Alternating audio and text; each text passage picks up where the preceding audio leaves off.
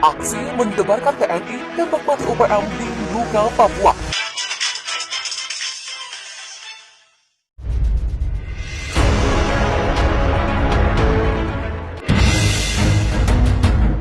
Tentara Nasional Indonesia berhasil menyergap gerombolan kelompok kriminal separatis bersenjata atau KKSB di Honai, Kabupaten Nduga, Papua dalam kontak tembak yang terjadi antara pasukan TNI dengan kelompok kriminal separatis bersenjata atau KKSB.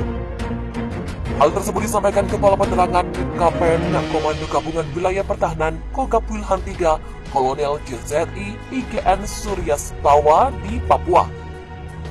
Kapen Kogab Wilhan III menjelaskan bahwa kontak tembak tersebut berhasil menewaskan salah seorang anggota KKSB, anak buah Egyanus Kogoya, yang sedang berada dalam tempat persembunyian di sebuah Hanoi di distrik Dal, wilayah Nduga.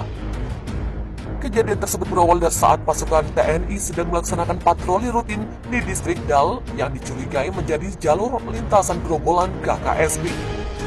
Saat itu, waktu menunjukkan pukul 12 waktu Indonesia Timur, pasukan TNI yang berada di ketinggian melihat kepulan asap dari rimbunan hutan di distrik Dal. Lebih lanjut, Kolonel Suryastawa menyampaikan bahwa melihat kepulan asap di balik rimbunan hutan tersebut, pasukan TNI berusaha mendekati lokasi. Selanjutnya, pasukan TNI berusaha melakukan pengintaian dan mendekati sasaran secara senyap. Saat berusaha mendekati asap di balik rimbunan pohon tersebut, pasukan TNI melihat sebuah Hanoi. Pada saat itu terdengar percakapan dari beberapa orang yang berada di dalam Hanoi. Diperkirakan terdapat sekitar 4 hingga 5 orang sedang bercakap-cakap di balik itu. Hanoi yang berada di tengah hutan. Menurut dia, pasukan TNI tetap bergerak dengan senyap dan penuh kehati-hatian untuk mendekat ke Hanoi tersebut untuk memastikan siapa saja yang berada di dalam Hanoi. Lebih lanjut, Kapen Kogab Wilhan III menjelaskan, selama 4 jam melakukan pengintaian dan mendekati sasaran, pasukan TNI berhasil mengepung lokasi Hanoi. Terlihat 2 orang keluar dari dalam Hanoi, dan dari kejauhan nampak jelas satu orang sedang menenteng satu pucuk senjata laras panjang. Keduanya terlihat sedang asik berbincang di luar Hanoi. Meski telah melihat salah seorang yang keluar dari dalam Hanoi menenteng senjata, pasukan TNI belum melakukan penyerbuan. Hal tersebut dilakukan untuk memastikan secara pasti kekuatan musuh yang berada di dalam Hanoi. Saat sedang memastikan siapa saja yang berada di dalam Hanoi, pasukan TNI mendapat tembakan dari arah Hanoi namun tidak mengenai sasaran. Mendapat tembakan dadakan, pasukan TNI yang sudah berada dekat dengan lokasi melakukan tembakan balasan dengan terarah. Terjadi kontak tembak kurang lebih selama 15 menit. Setelah tidak terdengar tembakan balasan, pasukan TNI menunggu hingga suasana betul-betul aman dengan tetap melihat suasana di sekitar lokasi. Sekitar pukul 17 waktu Indonesia Timur, pasukan TNI mencoba melaksanakan pembersihan ke arah sasaran, namun tetap siaga tempur. Dari hasil olah tempat kejadian perkara, pasukan TNI mendapati 1 orang anggota KKSB tanpa identitas, 1 pucuk pistol P1, 4 butir munisi, 1 buah pisau, 1 buah bungkus rokok, 1 buah hati ICOM, 1 buah radio SSB, 1 buah antena radio, 1 buah HP merek Samsung, 1 buah jam tangan, dan 4 buah dompet yang berisi uang Rp15.750.000. Kolonel Suryastawa memperkirakan 4 orang anggota KKSB di bawah pimpinan Egyanus Kogoya yang berada di dalam Hanoi melarikan diri melalui pintu belakang ke arah hutan belantara. Hingga saat ini pasukan TNI terus melakukan pengejaran untuk menangkap gerombolan KKSB yang sering melakukan kekerasan bahkan tak segan membunuh masyarakat sekitar seperti kejadian beberapa waktu lalu, yaitu menembak mati tukang ojek pangkalan dan membunuh 2 prajurit TNI. Ternyata separatis bersenjata Organisasi Papua Merdeka atau UPM memang kelompok yang cuma bisa mengumbar kebohongan dan penipuan. Tak hanya kepada masyarakat, tetapi juga kepada anggota mereka sendiri. Hal itu yang dialami Tenius Tebuni, seorang anggota pasukan elit dari kelompok Rambo Lockberry UPM, pimpinan Egyanus Kogoya. Tenius memutuskan untuk menyerahkan diri kepada prajurit TNI, Satuan Tugas Batalion Infanteri Raider 323, Buaya Putih dari Komando Cadangan Strategis Angkatan Darat atau Kostrad, karena merasa telah ditipu oleh OPM. Dalam keterangan tertulis yang dilansir Viva Militer dari Yonif Rider 323 BP Kostrad, Tenius menceritakan dia sudah lama bergabung dengan kelompok bersenjata OPM. Bahkan dia pernah bertempur dengan prajurit TNI ketika kelompok Rambo Lockberry melakukan penghadangan di wilayah Habena pada tahun 2017. Ketika diajak bergabung, angkat senjata bersama OPM, Tenius diberi angin surga. OPM bakal membuat hidupnya sejahtera. OPM menjanjikan akan memenuhi semua kebutuhan hidup Tenius dan keluarganya. Tak hanya itu, OPM juga menjanjikan imbalan berupa uang kepadanya. Namun, apa yang terjadi?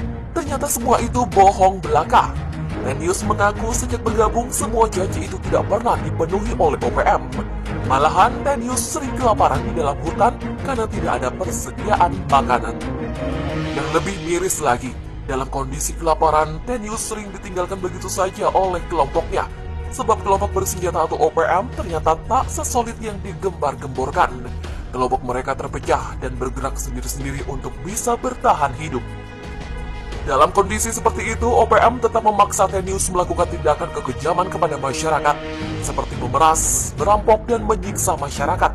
Sampai-sampai OPM tega membunuh masyarakat yang tak mau membantu mereka. Sementara itu, menurut Kepala Penerangan dari Komando Gabungan Wilayah Pertahanan atau Kogab Wilhan III, Kolonel IGN Surya Setawa, Tenius menyerahkan diri tak seorang diri. Awalnya dia meminta pertolongan dari tokoh agama dan masyarakat Kampung Bua, distrik Bua, Papua, untuk bisa menyerahkan diri kepada TNI. Akhirnya, niat itu terlaksana. Tenius menyerahkan diri kepada prajurit Satgas Yonif Rider 323 BB. Tak hanya itu saja, Tenius juga telah berikrar keluar dari OPM dan kembali bergabung sebagai rakyat Negara Kesatuan Republik Indonesia atau NKRI.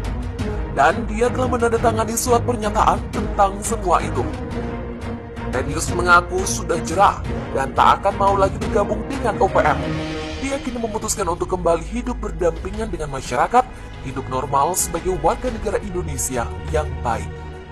Sementara itu, Tentara Pembebasan Nasional Papua Barat atau TPNPB, Organisasi Papua Merdeka OPM, Sebi Sambom, memperingatkan pejabat di struktur pemerintahan untuk menghentikan niat mereka memperpanjang otonomi khusus atau Otsus Papua Jilid 2. Ia menyebut Otsus kedua setelah 20 tahun pertama itu tidak dikehendaki oleh rakyat Papua.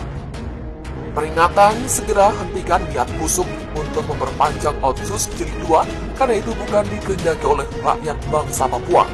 Demikian kata juru bicara TPNPB OPM, Sebi Sambom, melalui video yang Republika terima. Peringatan tersebut dia tujukan kepada mereka yang bekerja dengan pemerintah, mulai dari tingkat gubernur hingga tingkat kepala desa. Dalam video itu, Sebi mengaku berbicara atas nama Panglima Tinggi TPNPB, rakyat bangsa Papua, Tuhan, alam, dan nama leluhur bangsa Papua. Dalam video berdurasi 114 detik itu pula, Sebi meminta Kapolda Papua, Irjen Polisi Paulus Waterpau, menghentikan perbuatannya menghalangi para demonstran damai. Paulus menurut dia juga selalu mengejar, menangkap, menyiksa, serta menahan para aktivis.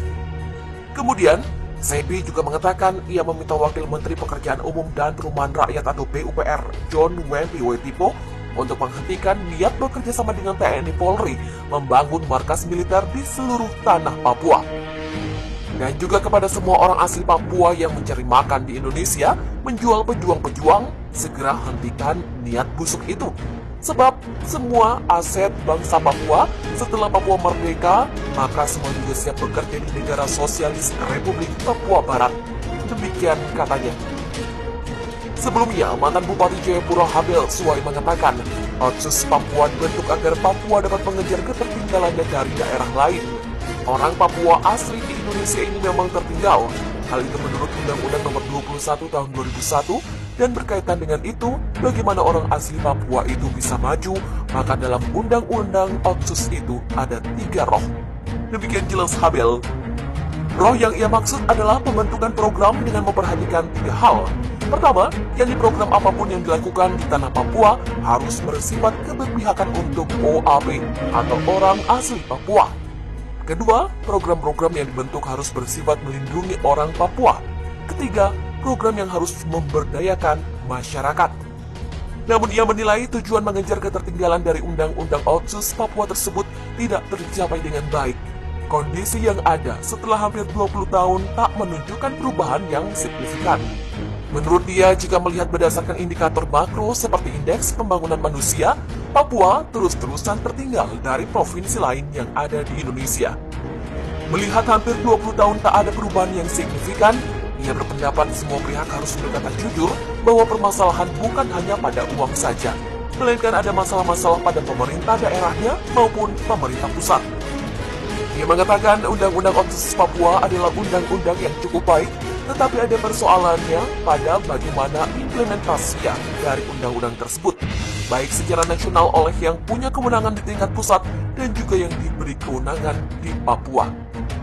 Selain itu, Habel meminta semua pihak untuk tidak menyamakan situasi di Pulau Papua sama dengan di Pulau Jawa, Sumatera, atau Sulawesi.